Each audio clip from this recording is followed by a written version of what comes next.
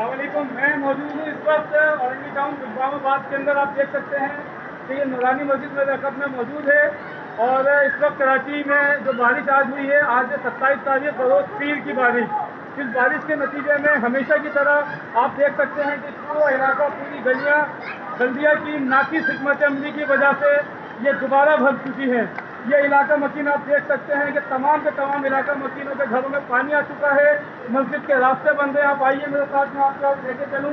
ये जो नाला है, ये अरसा दराज से इसकी सफाई नहीं हो सकी है, जिसकी वजह से यहाँ पे पानी जो है वो हर साल लाखों लोगों को नुकसान करता है। लाखों रुपए का गरीब अफराद से आबादी को मुश्तमिल ये इलाका है और यहाँ पे लाखों लोगों का नुकसान हो जाता है।